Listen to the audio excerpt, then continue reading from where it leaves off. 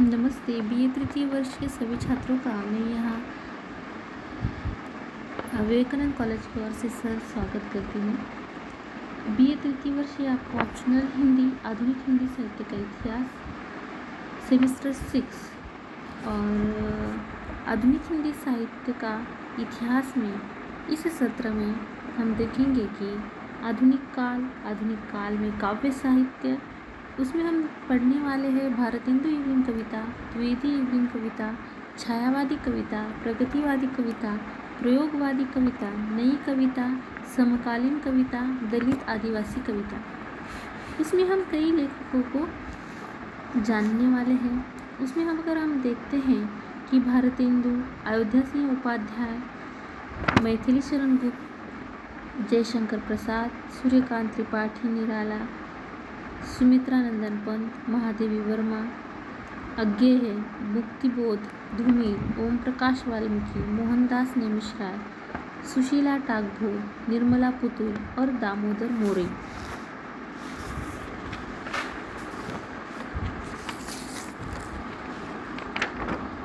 यह हो गया है काव्य साहित्य। उसमें सेकेंड पार्ट आता है गद्य साहित्य। गद्य साहित्य में हम पढ़ने वाले हैं हिंदी नाटक उद्भव और विकास, हिंदी कहानी उद्भव और विकास, हिंदी उपन्यास उद्भव और विकास, हिंदी एकांकी उद्भव और विकास, हिंदी जीवनी उद्भव और विकास और हिंदी आत्मकथा उद्भव और विकास।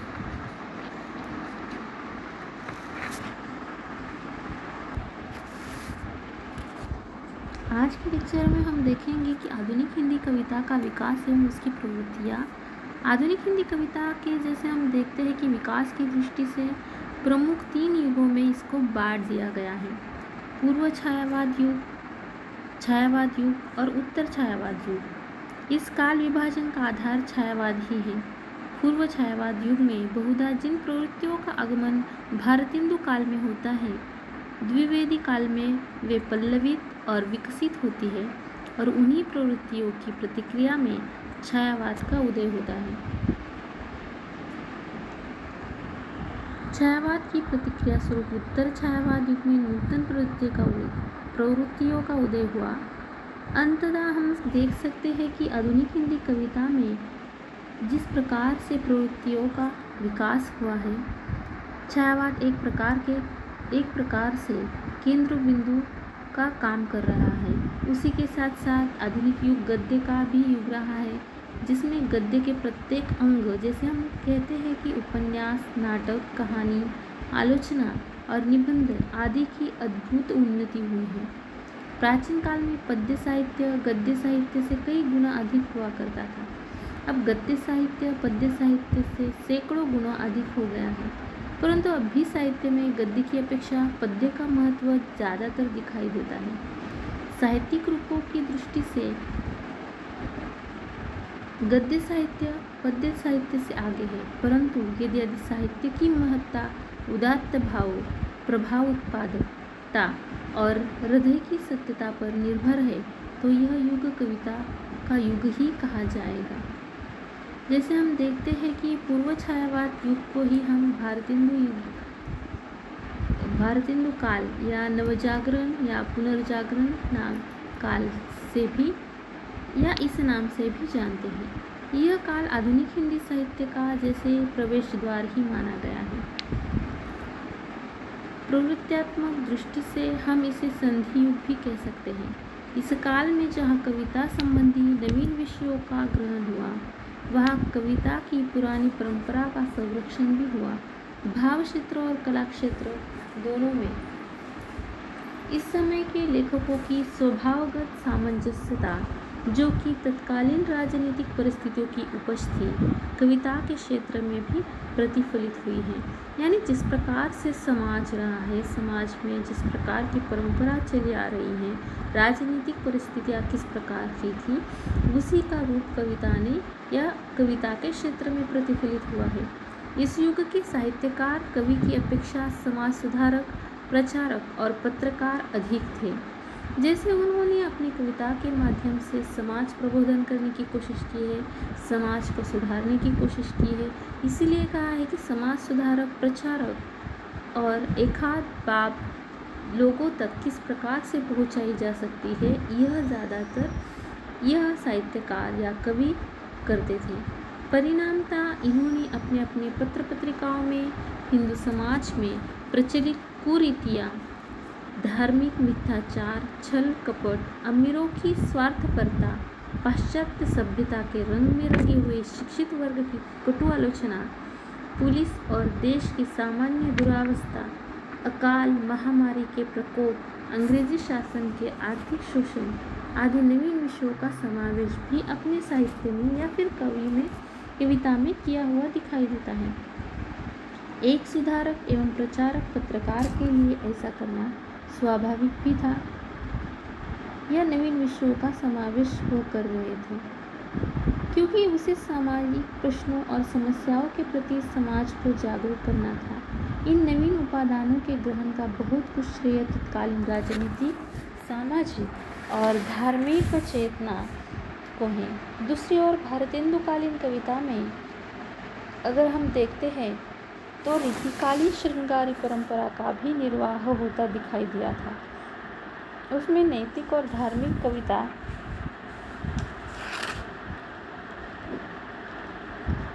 धारा का विकास हुआ। एक और तो इस काल में कवि ने राधा और कृष्ण भक्ति के मधुर प्रेम से रिक्त हृदयदारी पदों की सृष्टि की, तो दूसरी ओर उपदेशात्मक सुक्तिमय काव्य का भी निर्माण किया और इनके साथ रीतिकालीन परिपाटी नायिका के भावों का चित्रण तथा नखशिख वर्णन के प्रति आग्रह भी दिखाया है। अगर हम देखते हैं कि आचार्य शुक्ल के भारतेंदु के प्रति कहे गए शब्द लगभग उस समय के समस्त काव्य पर चरितार्थ होते हैं कि आचार्य शुक्ल ने भारतेंदु के बारे में क्या कहा था।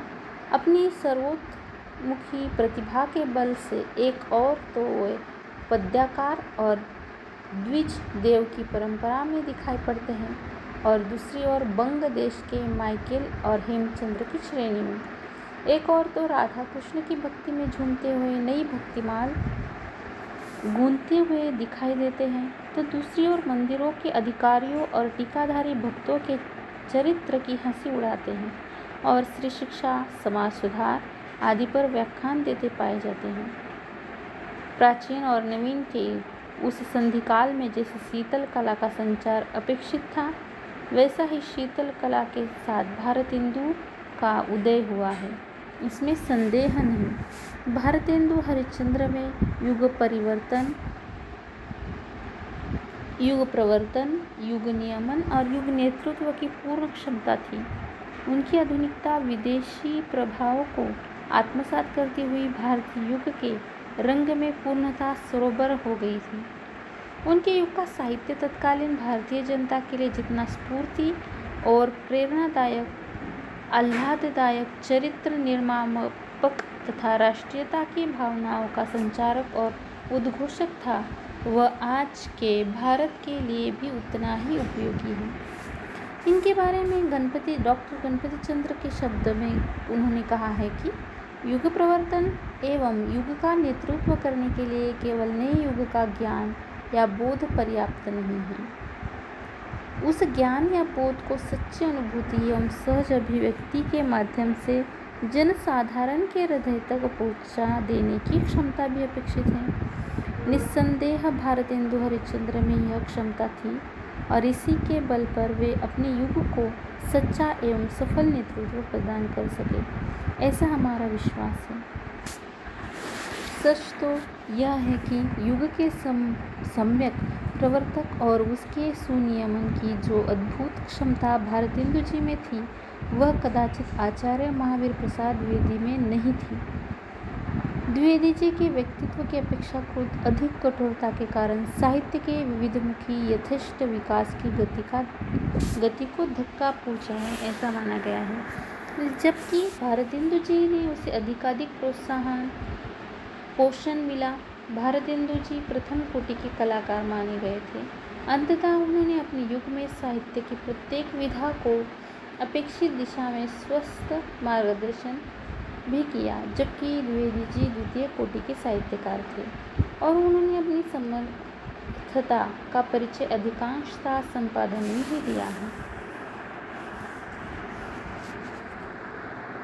उसी के साथ साथ जैसे हमने देखा है कि आचार्य शुक्ल गणपति चंद्र जी ने अपना मत भारतेंदु के बारे में जो व्यक्त किया है, उसी के साथ डॉक्टर रामविलास जी के शब्दों में भी कहा गया है कि भारतेंदु युग की विशेषता यह रही है कि समस्त युग के साहित्यकाश में भारतेंदु जी छाए रहे। उनकी प्रेरणा से पत्र पत्रिकाएं प्रकाशित हुई, उनके संकेत पर अनेक लोग लिखने लगे। तत्कालीन युवक और साहित्यिक अभिरुचि के व्यक्तियों के लिए वह प्रेरणा के स्रोत थे और उनकी इच्छा के विरुद्ध न किसी ने कुछ कहा और न लिखा। जो व्यक्ति साहित्यिक दृष्टि से उनके विरोधी थे, जनता ने उनको अपना विरोधी माना।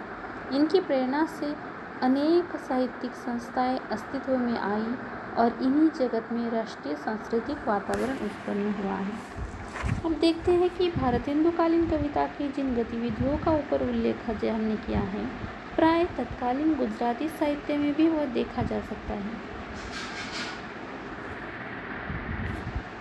भारतेंदु काल में हिंदी साहित्य में जो स्थान भारतेंदु हरिश्चंद्र का है, वही स्थान गुजराती साहित्य में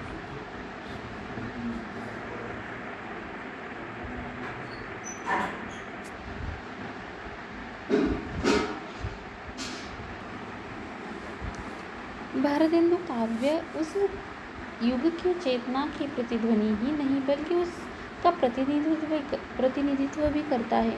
युग की गतिविधियों और आवश्यकताओं के कारण तत्कालीन कविता में यथार्थवादिता का समावेश हुआ, किंतु उसमें आदर्शवादिता का भी सहज समावेश हो गया है। जहाँ इन्होंने भारत की दयनीय सामाजिक, राजनीतिक, धार्मिक और सांस्कृतिक दशा पर करुण क्रंदन किया, वह प्राचीन भारत के गौरव, संस्कृति की उच्चता और राजनीतिक गरिमा का उच्च राग भी आलापा है।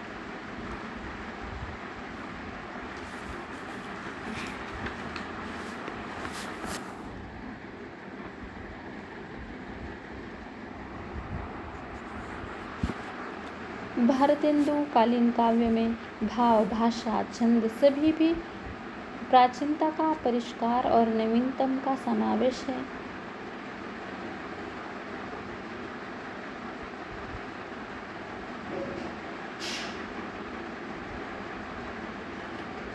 डॉक्टर रामविलास शर्मा ने भारतेंदु युग का साहित्यिक मूल्यांकन करते हुए लिखा है कि प्रथम उत्थान नवयुग का आरंभ मात्र था, इसलिए हमें इस समय की कविता में इस कलात्मकता का दर्शन नहीं होते जो कालांतर में सतत परिश्रम से प्रकट हुई। काव्य विषयों के सर्वथा नवीन होने के कारण इनकी काव्यपूर्ण अभिव्यक्ति के लिए समय की आवश्यकता थी। हमारे विचारानुसार विषय संबंधी नवीनता काव्यात्मक अभिव्यक्ति में किसी प्रकार से बाधिका नहीं हुआ करती। काव्यात्मक अभिव्यक्ति अनुभूति की गहनता पर निर्भर करती है। जैसे डॉक्टर केशरी नारायण शुक्ल के शब्दों में, इससे यह न समझ लेना चाहिए कि कवियों के उद्गारों में भावानुभूति की सरासर कमी है। इन उद्गारों में अनुभूति की सत्यता भी निस्संदेह है। भारतेंदु के कवियों को अपने कर्तव्य तथा उत्तरदायित्व का पूरा ज्ञान था। इन कवियों ने अपनी अनुभूति का सच्चा वर्णन किया। तत्कालीन जीवन में डूबकर इन्होंने अपने अनुभवों का निर्भय होकर वर्णन किया। कटु सत्यों का वर्णन करने में भी वह चूके नहीं हैं। इन कवियों ने अपने समय का यथार्थ चित्र खींचा है।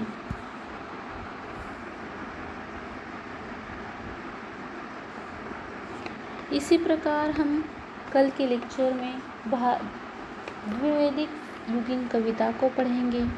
देखिए कि आप सभी को पता है कोरोना काल शुरू है। समाज में किस प्रकार से लॉकडाउन लगने के कारण सब एजुकेशन ऑनलाइन हो गया है।